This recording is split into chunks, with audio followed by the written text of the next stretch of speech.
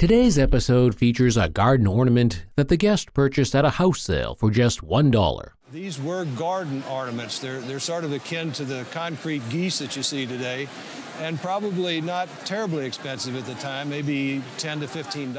This piece is an example of Weller garden pottery, crafted between 1920 and 1930 in Zanesville, Ohio. Despite being in someone's yard, the figure retains a vibrant coloration and is in remarkably good shape. Although it is a broken foot that has been reglued, this does not affect its value. Of the Weller ornaments that I've seen over the years, he's one of the most unusual. This charming and colorful garden ornament, a rare piece of Weller pottery, is worth $7,000 and $10,000. Wow. Really? So that's not bad for a dollar investment. Wow. The medical field is a vast field filled with so much knowledge, and today's piece is a patent of a concept model hospital bed. Along with the model are patent papers dating the piece to 1909. This model is a very wonderful mechanical apparatus. On inspection, the piece demonstrates lots of features. Apparatus that demonstrates a lot of features of an amazingly complex hospital bed, which include features of modern hospital beds where one can crank up the back. There is no indication markers on this piece, which tells us it was never a salesman sample. Salesman sample is always going to have some identification marks on it, the maker. This piece is an intricate model and a wonderful piece of mechanical equipment and would be worth, I would say at auction, this could easily bring $3,000 to $5,000. Wow, and I thought it was a toy. One might wonder what a cat would think after seeing this bronze statue. It's a bronze cat statue that was acquired by this guest some years back. A charming bronze statue at first glance, it's called an Australian gold-plated bronze statue and was made circa 1900. This piece is what they call a transformer, as it opens up into a naughty image. The cat opens up and it converts to a little naughty image here. Although the piece is not signed, we know that it was done by an Austrian artist due to the Austrian mark on it. This piece is highly collectible and coupled with its transformer style would make it worth is $2,000. Oh my goodness. Isn't that fantastic? Yes, it is. Well, thank you very much for bringing it in. It's a lovely, lovely piece. Thank you. It's sometimes surprising that people think textiles and rugs can't be antiques. But a look at this carpet brought by the guest would surely change minds. This piece is an antique Persian Farragon carpet that was woven circa 1910 from the northern parts of Persia. The rug has many design patterns which are set on a light background. The pattern of this example shows the gul henna plant. It's referred to as the gul henna pattern, and gul in Farsi translates to flower. Unlike most of the Farragon carpets that come into the market. A large attribute that significantly raises the value of this rug is that it comes in a square size, which is unusual for most rugs. The rug's about 9 by 10, and most carpets come in standardized sizes of 8 by 10, 9 by 12. Early Persian textile craftsmanship is often held in high regard, and this piece is no less, and at auction would be valued at. This rug would sell for $1,500 in the auction market. That's very good. So thank you so much for bringing it in today. Thank you so much. This painting has been in the Guest family for over 90 years. Norman Rockwell gave it to his great-aunt and the Guest's great-grandmother. Well, it's a 1919 Collier's cover from March of 1919, and that's about all I know. We just love it. Rockwell always knew he wanted to be an artist and showed talent early. By age 14, he was in art classes. He was born in 1894 and quit high school in 1910 to attend art school full-time. At 18, he became the art director of Boys Life. Rockwell is mostly known for his Saturday Evening Post covers. He did 4 covers for Collier magazine in 1919. This painting has the title of The Little Model. It's an oil-on canvas featuring a young woman imitating a fancy lady in a poster. Her dog is by her side, adding charm to the scene. Rockwell was a master at storytelling and evoking nostalgia. By the late 90s, his work started fetching 6-figure prices. Painting would have a replacement value of about So I would think in today's market, you would want to have a replacement value on this of about $500,000. So are you surprised to hear that? Yeah. Very surprised. Thank you so much for bringing it in. There is something magical about how a simple lawn ornament can transform an ordinary environment into something out of a fairy tale. This dog lawn ornament was gifted to the guest's parents 20 years ago. Interestingly, this delicate piece was made by Weller Pottery in Ohio. We can tell by the maker's signature visible on its foot. Crafted from clay, it dates back to circa 1920 to 1930. That clay is typical of the clay deposits that were left here, I'm told, by the glaciers as they receded. And is fashioned in the form of the terrier dog breed. It's fascinating and very commendable that this piece is so well preserved. The market demand for such a classic and rare ornament is very high, and it is estimated to be worth Conservative estimate at auction would be $3,000 to $4,000. Wow. This could be one of those special dogs because it's so rare. Presented before us is not merely a saddle, but a portal to a bygone epic of grit and glory. These items were acquired by this guest at a store in New York while on vacation. We can observe the maker's mark clearly visible on the saddle. It was crafted by D.E. Walker in California. And he died in 1899. And so when that happened, that ended it. This saddle predates 1899, and the tapaderos are attached. It is crafted from leather and silver. The buckle appears to have been replaced, and some wear has been incurred on this piece over time. And the tooling shows a lot of wear. Not bad wear, just regular wear. Despite the slight wear suffered by the items, they remain highly desirable, and at auction, they would command significant value of $25,000 to $30,000. Wow. Rings are not always what they seem. Sometimes they hide stories and secrets that make them even more precious. A guest brought in a family heirloom ring, passed down since their great-great-grandfather won it in a gambling payoff. Upon examination, the appraiser identified it as an Art Deco piece from around 1925, most likely crafted in New York, a major diamond hub during that era. The ring, made of platinum, boasts a striking central yellow diamond, often referred to as a champagne diamond by the guest. This 2-carat stone is flanked by side stones of emeralds and small diamonds, adding to its allure. Though the diamond has some internal flaws, its vibrant yellow color remains impressive.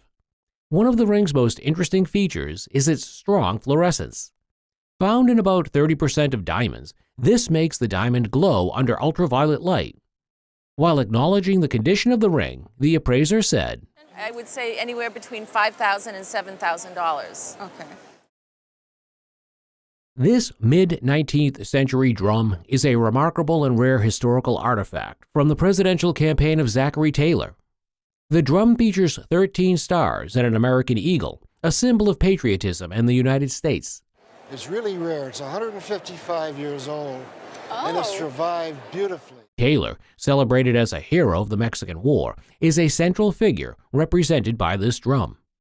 Unlike later drums that incorporated iron attachments for the ropes, this period piece has leather tighteners, with the ropes threaded through the holes to adjust tension. However, this drum retains its original hand-carved wooden drumsticks, which adds to its value of I think I'd want between $10,000 and $15,000 for it. No. Yes. Wonderful thing, 155. Well, you know, it's very historically important. Would these be original ropes? They could have been replaced. Could have been replaced. Yeah. Okay. A glance at this painting gives an aura of expertise, because only someone at the top of their profession can create a work as beautiful as this. Luckily, the painter, Otto Georgi, is one of the best in the art of natural scenes. What's special about this painting is its religious theme, which is depicting Moses coming down from Mount Sinai with the tablets. The Israelites are before him, and the golden calf is here. It's a wonderful 19th century painting. This kind of painting was particularly in demand during the 19th century, and it features an extraordinary panoramic view that immediately attracts interest. In the late 19th century, both in America and Europe, there was a real revival and interest in the Holy Land.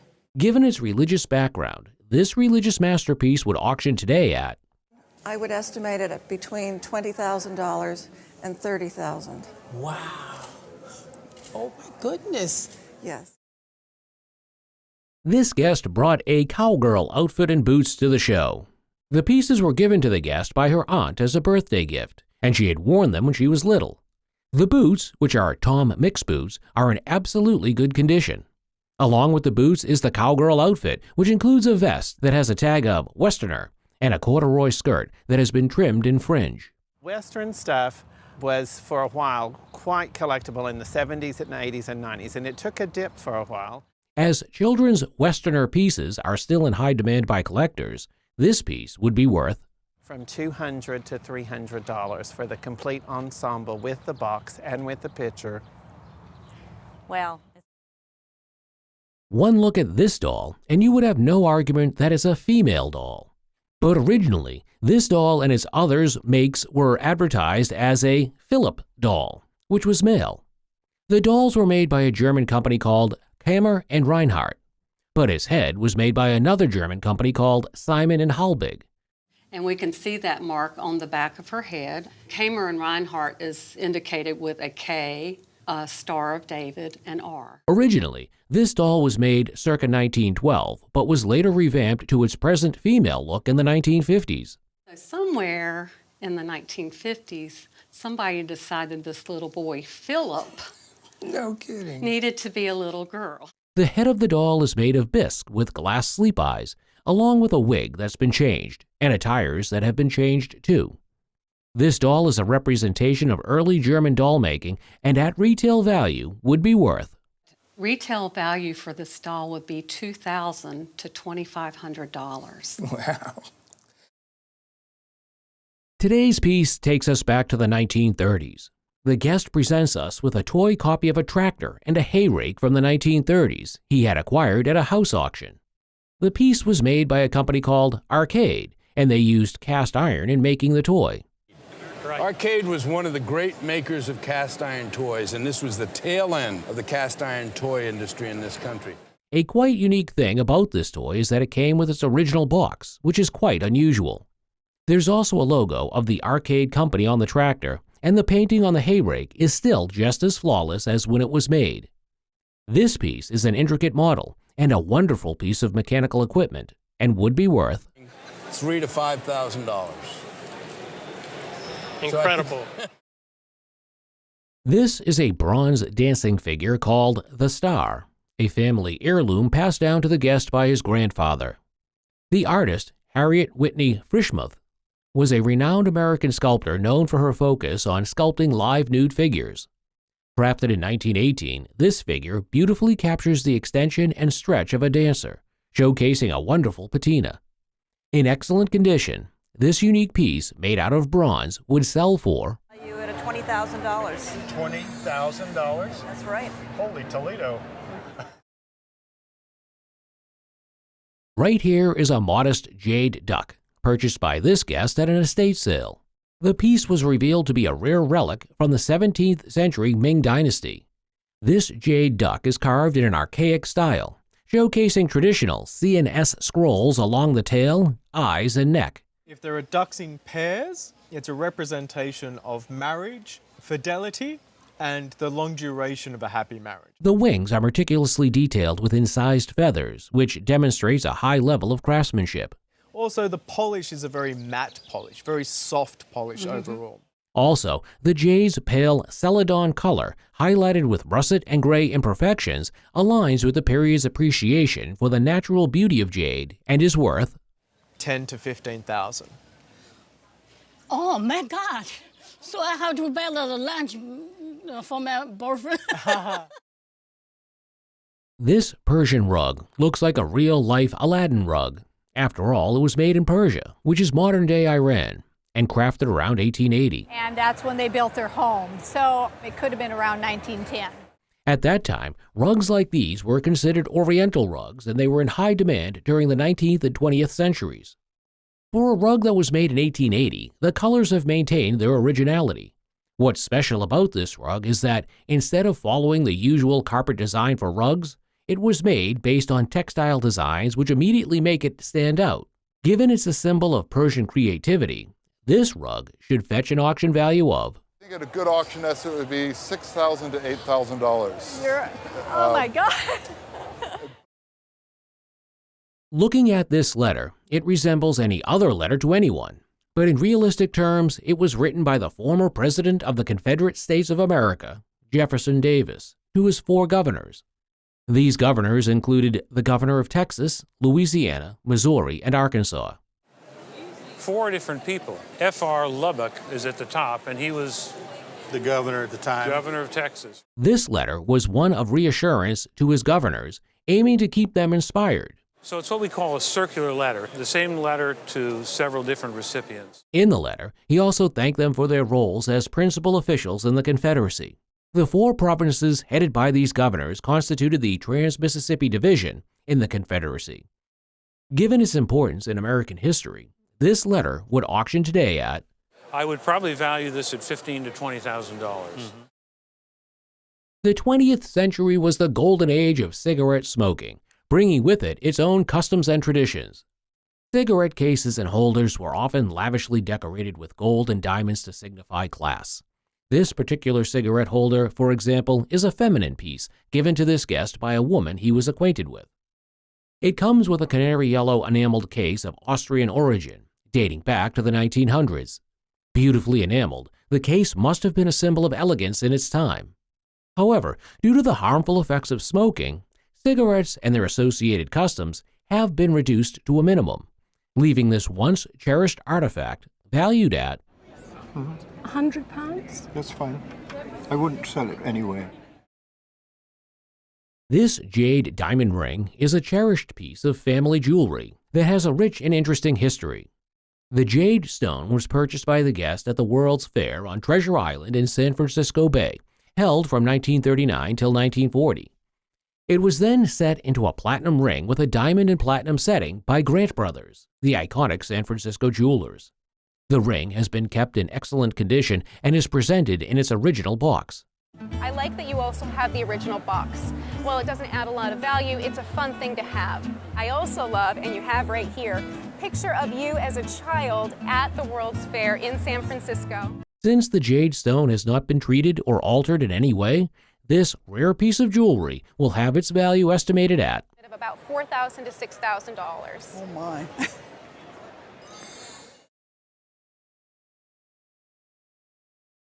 This bust of Cecile de Brunoff marble sculpture is what appraisers would call a work of art. It was done by one of the most famous female sculptresses ever known in person of Chana Orloff. Made from marble, this sculpture is a work of art that it required a great amount of expertise and manpower. Her name is actually pronounced Chana Orloff. Chana Orloff. Yeah, and she was born in what's now Ukraine, and in 1905 her family fled to Palestine. It was made in 1925 in honor of a French classical pianist named Cecile de Brunoff. Chana was known to create portraits of successful people. Portrait of Matisse, there's a portrait of Picasso, and just many, many other people. And this piece is no different, aside from the fact that it was made with sheer precision. As it was made by a sculptress in person of Chana, this marble sculpture would auction at, in a gallery, I would put it in the $30,000 to $50,000 range. Oh, that's wonderful. That's wonderful.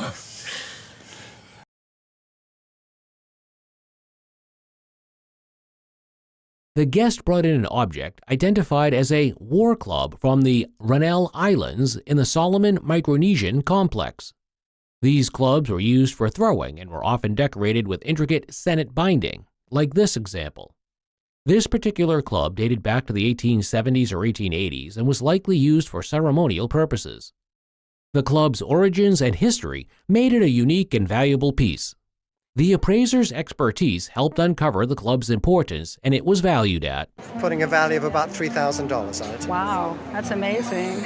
Thank you.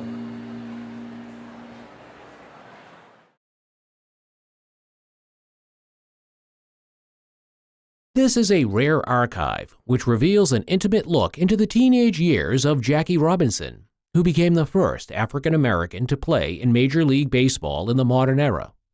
Absolutely. We've got letters from the late 1930s. Jackie Robinson broke the color barrier in 1947. This archive showcases personal letters and friendships before his rise to sports legend. These letters, written by a teenage Robinson to a high school friend, provide a glimpse into his experiences at UCLA, his struggles with the curriculum, and close personal relationships. These are personal to Jackie Robinson. Right, Nothing to do with baseball, nothing to do with sports.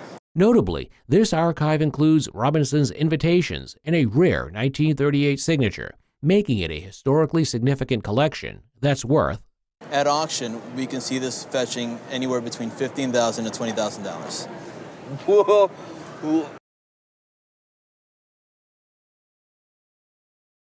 The guest got this table from her father, who inherited it from his mother.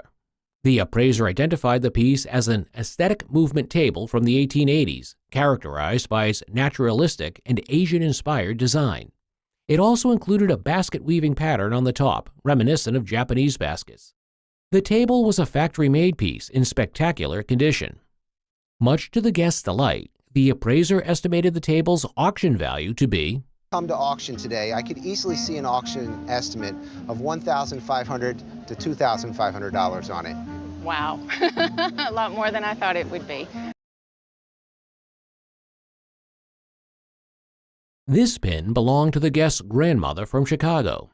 I don't know what it's worth. And never had it appraised, if you know. Never had it appraised. You see, I'm just standing here and it's moving. In the wind. Is that fantastic? It is lovely. Imagine if you were dancing in this house, you know, Yeah. in 1940. Appraiser thought it was probably meant to be a necklace, not a pin. It is like a waterfall with diamonds dripping off. There are over 2 ounces of platinum, 4 carats in baguettes, and 9 carats in marquee diamonds. At auction, it's worth. So I would say at auction, $15,000 to $20,000. Great. Not bad, right? Not bad. Yeah. Updated value of it is $18,000 to $24,000.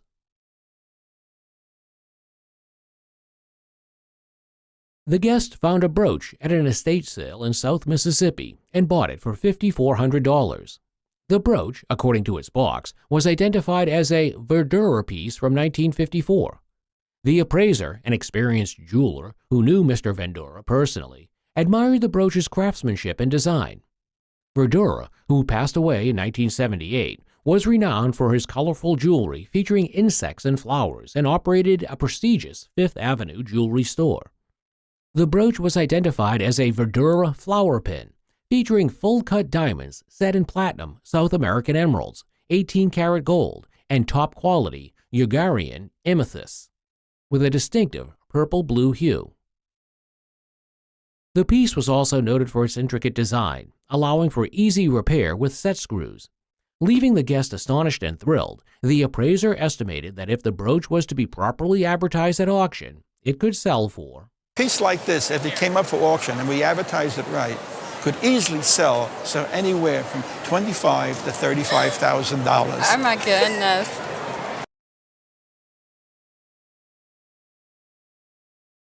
The item in question is the prestigious Olympic gold medal awarded during the inaugural inclusion of basketball as an Olympic event in 1936, held in Berlin, Germany. It belonged to Joe C. Fortenberry, a renowned figure in basketball history, the guest's father. The significance of this medal is deeply intertwined with its remarkable backstory. The 1936 Olympics marked not only the debut of basketball on the Olympic stage, but also witnessed the U.S. team's triumph over Canada in a historic final match played amidst a relentless downpour.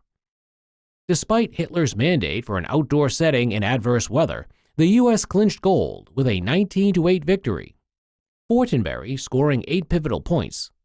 Its pristine condition and unparalleled historical significance demand an estimated value of. I would put a value of this at auction of $100,000 to $150,000. Wow. I was right, more or less.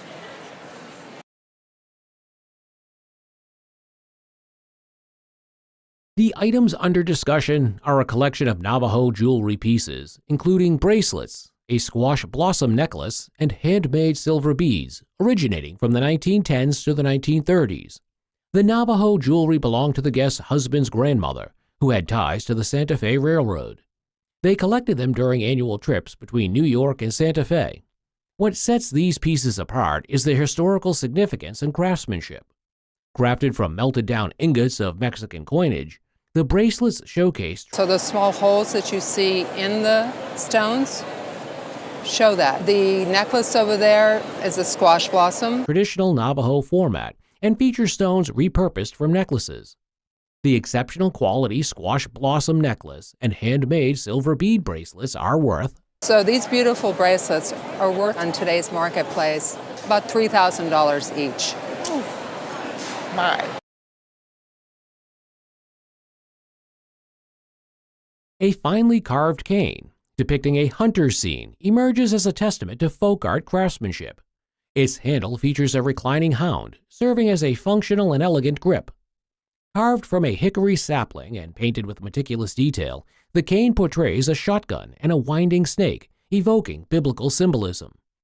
The cane's precise origins hint at its likely creation in the Midwest, possibly in Kentucky, although definitive provenance remains elusive. Dating to the late 19th to early 20th century, its unique design suggests it is a singular creation. So in folk art, we say it's one and done. Despite its delicate appearance, the cane's value stands at a retail estimate of I would put a retail value on it approximately $3,500, possibly a little more. That's more than what I figured. A painting titled Eyemouth Fishing Disaster echoes the tragedy it depicts. Painted in 1882 by J. Michael Brown, it captures a haunting scene from November 1881, when Eyemouth, a serene Scottish coastal town, was engulfed by an unexpected storm. The painting portrays the aftermath of the calamity with poignant detail. And I wonder too whether this light, this breaking light, and presumably it's dawn. I think it must be dawn. Yes, because that's when they might have found a washed-up body on the shore. In the foreground lies a lifeless fisherman, brought ashore amidst wreckage and despair. Yet, it's the woman's face, illuminated by a shaft of light, that reveals a mix of grief and resignation. The disaster claimed the lives of 186 fishermen, most tragically, just within reach of the harbor. Given its historical significance and artistic merit, the appraiser values the painting at I think I'm going to value it at what you paid for it, which I suppose with commission is £7,000. Yes. I thought you'd say that.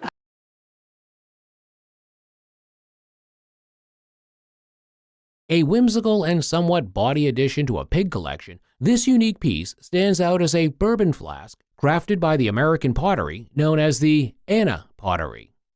Founded in 1859 in Anna, Illinois, by the Kirkpatrick family, Anna pottery initially focused on utilitarian wares. Found within a shed by the guest's friends, this pig flask features incised details, including a railway line representing the Illinois Central Railroad and the word Chicago near its snout. This piece embodies a fusion of American stoneware, bourbon flasks, folk art, and railroad culture. Despite their humble origins and intended expendable, their value has soared over time. Most of these were thrown away. They were very inexpensive when they were new. They were not really meant to be kept. This unexpected find proves to be a hidden gem, estimated to be worth, I think you would expect at least $5,000 at auction. Now I feel fine and Nikki's going to go, oh my goodness.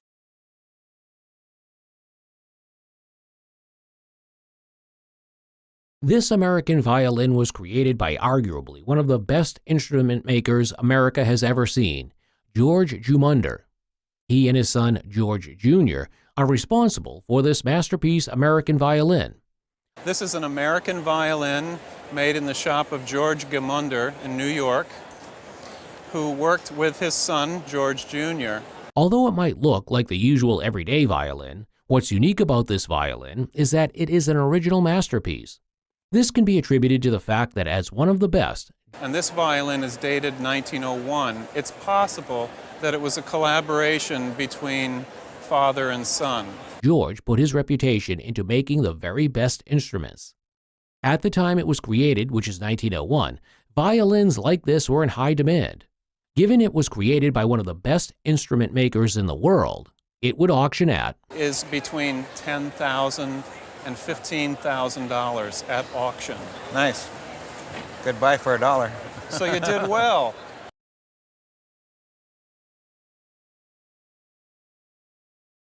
A stunning piece of jewelry, a remarkable bracelet, takes center stage.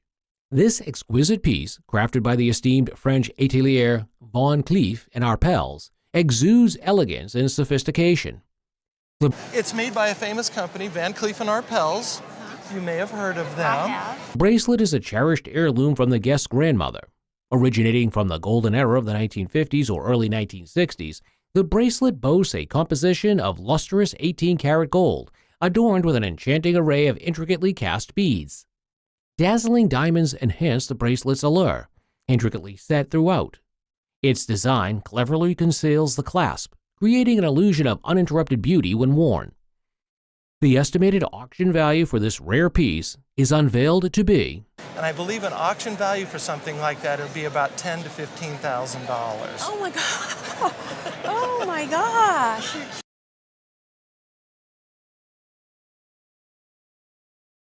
The guest received this sculpture from her aunt about 15 years ago and has kept it in her closet ever since.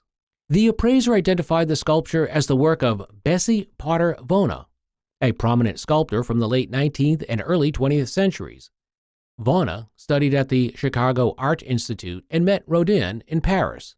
She was known for her delicate depictions of intimate subjects such as mothers and children, women, and dancers, contrasting with the monumental and historical themes typical of sculpture at the time. This piece exhibited impressionistic qualities, with softened features and intricate details.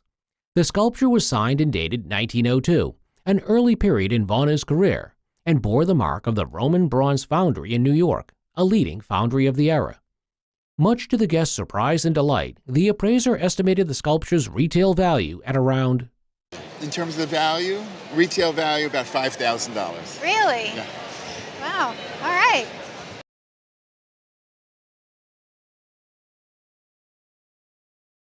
attention turns to a remarkable piece of luggage, believed to have belonged to the guest's grandfather. This crocodile skin bag, discovered in the attic by the guest in 1989, has since been displayed under a sideboard. Dating back to the late 19th to early 20th century, the handmade valise showcases exquisite craftsmanship, indicative of luxury goods crafted by Austrian artisans during that era. Despite its age, the bag boasts an extraordinary shape and patina, underscoring its rarity and historical significance despite slight signs of wear. Because of its age and slight wear, but extraordinary shape and patina. Its heavy construction reflects the high-quality materials, indicative of its former status as a costly possession. Highlighting its desirability among collectors, the auction value of this remarkable piece was, I would say that at auction this would sell for between $3,000 and $3,500 at least.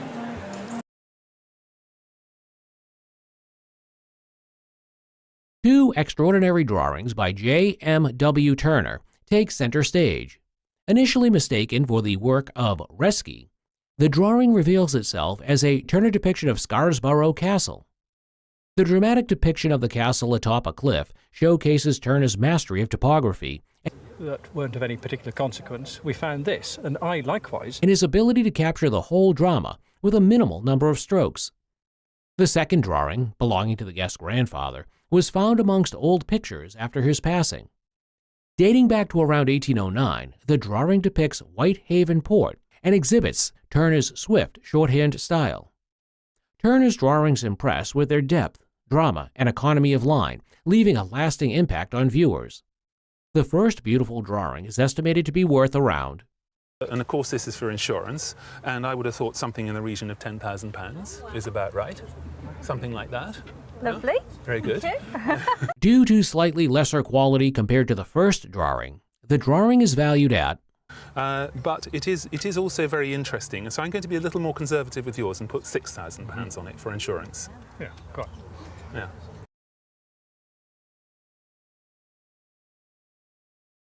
A small box, discovered in the depths of a handbag, unfolds a tale of intrigue and discovery. Crafted from Hollywood wood, favored by a renowned Russian jeweler, the box's origins pique curiosity.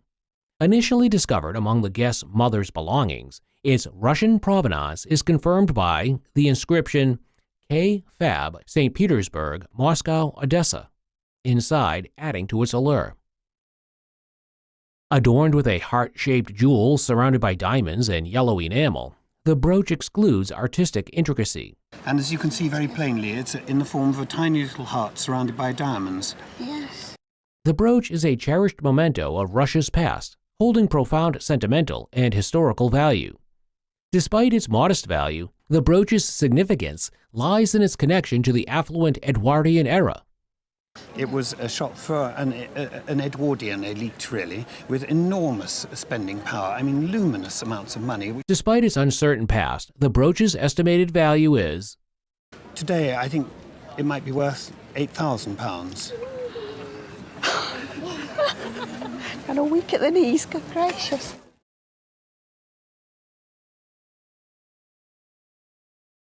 Attention turns to a cherished family heirloom, a banjo clock passed down through generations.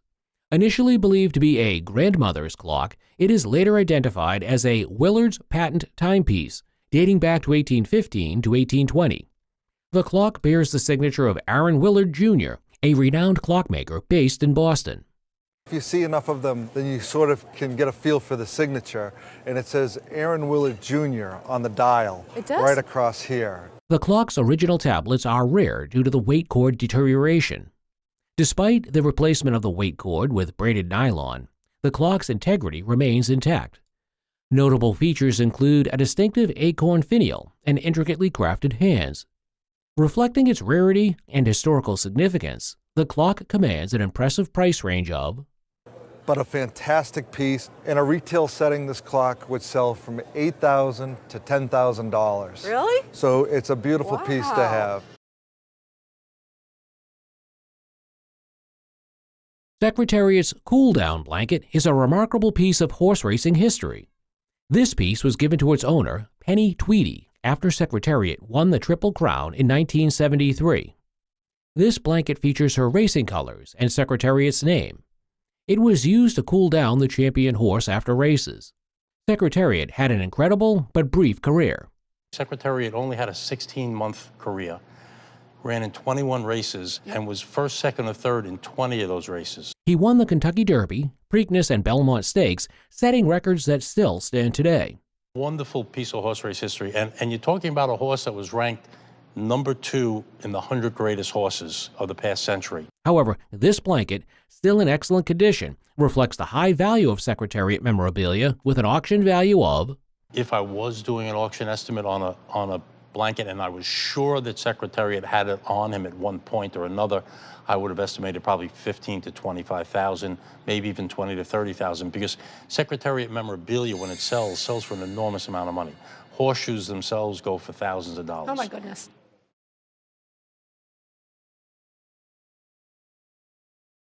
When you hear the King of Pop, you automatically think music. But only a few people know that these weird but interesting drawings were made by... And I would watch him draw these drawings, and then he'd ball it up and throw it away. Michael Jackson. Although he is known to be a famous art collector, these drawings show that he was more than one and is multi-talented. These paintings were drawn in 1972 to represent one of the most famous comedians in the world, Charlie Chaplin, and one of Michael's tutors at the time. Michael Jackson was a big fan of Mr. Chaplin. Really tried to compare himself with Chaplin. In 1995, he recorded a Chaplin song called Smile for his History album, and was trying to do a video where he played Charlie Chaplin. That didn't quite work out very well for licensing reasons. So this explains why he drew this in his honor. Given as it was painted by the King of Pop, these paintings at a modern art market would auction at... But we feel that these would perform very strongly at auction and would give an estimate of between $8,000 and $10,000 each. Oh, that's great. That's awesome. Thank you.